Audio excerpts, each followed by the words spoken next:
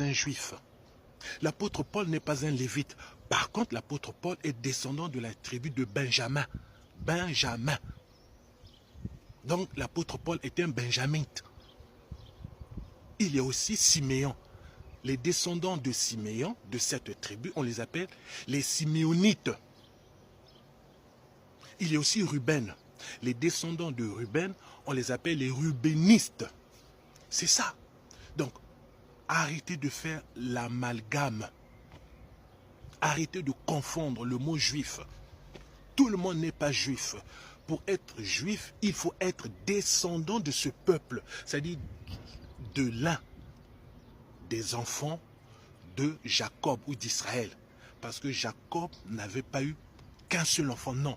Jacob, on a eu plusieurs. Il y avait des fils et des... Non, plutôt, il y avait des garçons et des filles.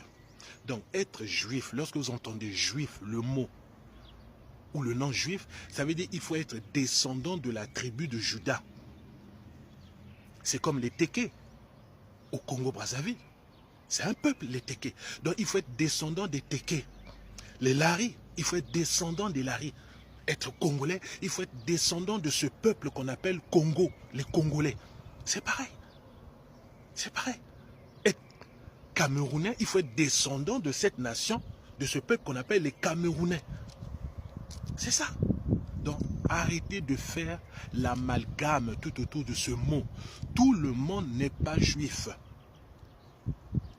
Pour être juif, il faut, je suis désolé, être descendant de la tribu de Juda. Voilà pourquoi notre Seigneur Jésus-Christ, pourquoi nous l'appelons le roi, le lion de la tribu de Juda, le lion de la tribu de Juda. Mais c'est parce que Jésus-Christ est descendant. Quant à la chair, quand il est venu dans ce monde, lorsque la parole s'est faite chair, il est descendant de cette tribu, de par son papa adoptif, en l'occurrence Joseph. Parce qu'il y a un autre Jacob. Ce Jacob donna naissance, engendra Joseph, qui est le père adoptif de Jésus-Christ. De par la chair, bien sûr, car Jésus-Christ est Dieu. Okay? Donc voilà pourquoi nous disons le lion de la tribu de Juda. Tribu de Juda. De par la chair, c'est-à-dire le père adoptif. Comme nous aujourd'hui, Dieu nous a adoptés en Jésus-Christ. Dieu nous a adoptés en Jésus-Christ.